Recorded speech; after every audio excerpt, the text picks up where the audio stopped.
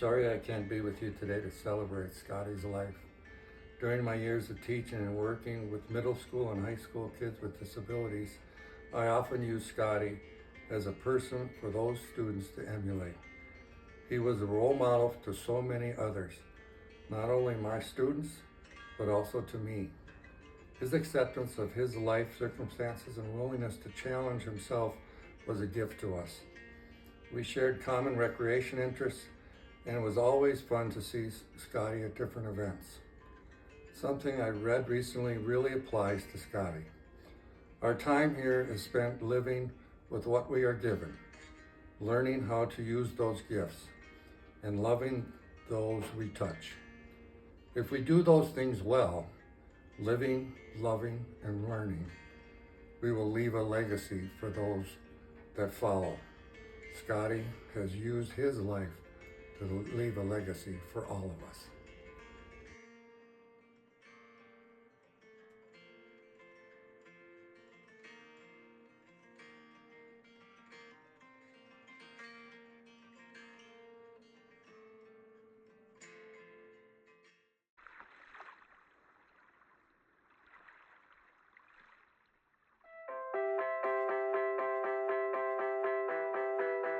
When I was a kid, I grew up in Cloquet, which is a small town about 20 miles south of here. I was a pretty active kid. I played hockey and baseball, played a little basketball. I found that as a kid, I was never very good at sports. I was this kind of tall, skinny kid that, playing hockey, I'd get knocked around. But after I became an adult, and I'm still kind of a tall, skinny guy, but I became a little more athletic. I kind of grew into my body. I became a little more coordinated, and I came to realize that, I can do things competitively. I raced boats for 7 years with Duluth Yacht Club on a Tartan 10, which is a 33-foot sailboat. Even as a kid, being in a rowboat, I love being out there. He has always been an advocate for community-based sailing. He was the president of the Community Sailing Association in the early 90s, and when the wind's up, he wants to be on the water, and whether it's sailing or in his fishing boat or just getting out paddling or what have you. It was 1975. I was 15 years old, and it was about 2 weeks after we got out of high school. That day, I ran into some friends who happened to drive by in a car. I stopped to talk to him. One of the kids took a pistol out of the glove box, and he was just spinning the cylinder in the gun, and it happened to go off, and I was in the wrong place at the wrong time. The bullet ended up in my spine and left me paralyzed from the middle of my chest down. It was an accident, and stuff happens, and life goes on, and that was kind of my attitude that, okay, here I am, I'm in this position now. I'm not going to feel sorry for myself. Let's find out what I can do. Taking advantage of opportunities when they come along.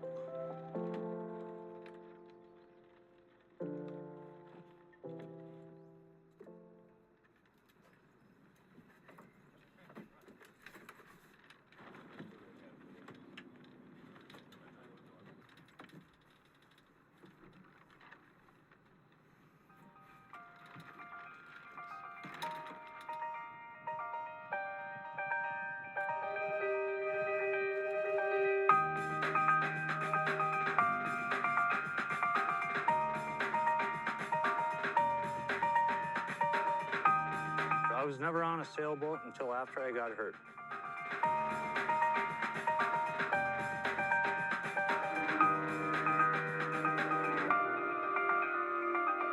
Being in a sailboat and having control of all the sails and the tiller and control on how I shape the sails and what I do, where I go, being able to successfully do it is just a great feeling. It's just you and the wind and the water. That's it. Everything goes away. It's just a peaceful experience.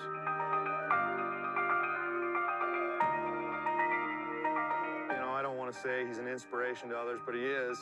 He really is. He's a guy that just doesn't let bad weather or people's attitudes or, some barriers like steps or whatever get in the way. It didn't matter if you had a disability or not. It was about you or your kid getting exposed to a life sport like sailing. The fact that I now use a wheelchair didn't seem like that big a deal to me. That's, the cards I was dealt, and that's the cards I was going to play.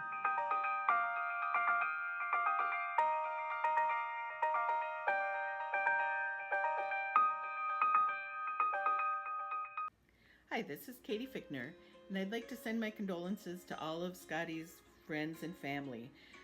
He will be missed. He was such a great guy. And I'd like to share some fun memories I had of him.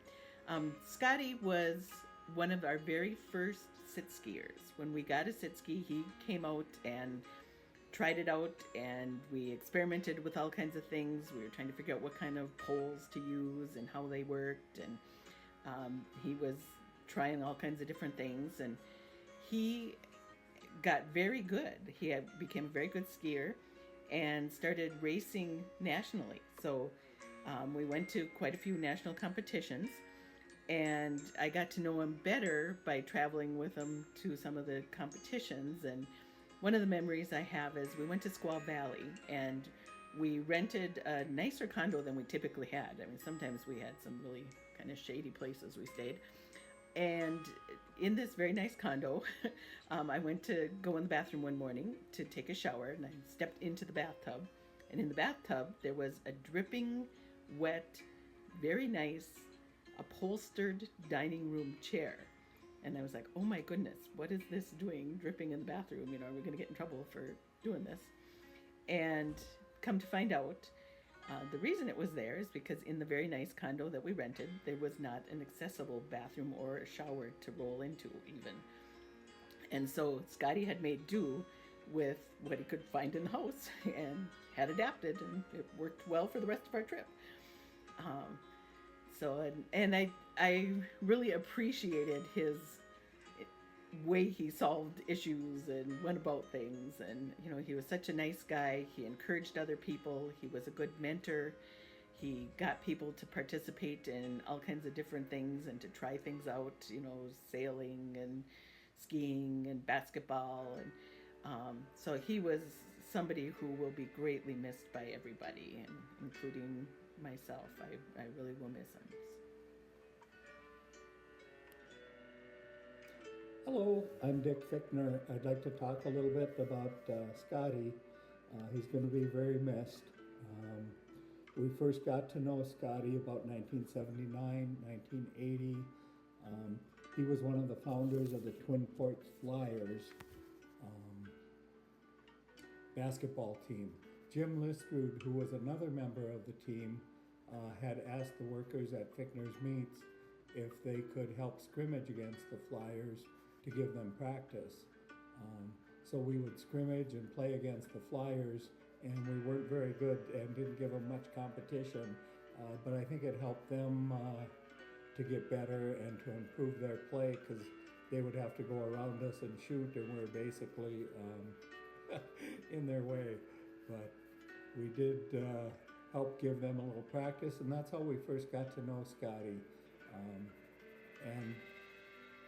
In the early 80s, we got our first sit ski. We had gone out to Winter Park and had learned how to use the sit ski. And then when we got back, we started doing fundraisers. The VFW was very kind, and they let us do dinners out there, and we raised some money, and we also got some donations, and we're able to get our first sit ski. And Scottie was one of our very first skiers. Helped us a lot with the program.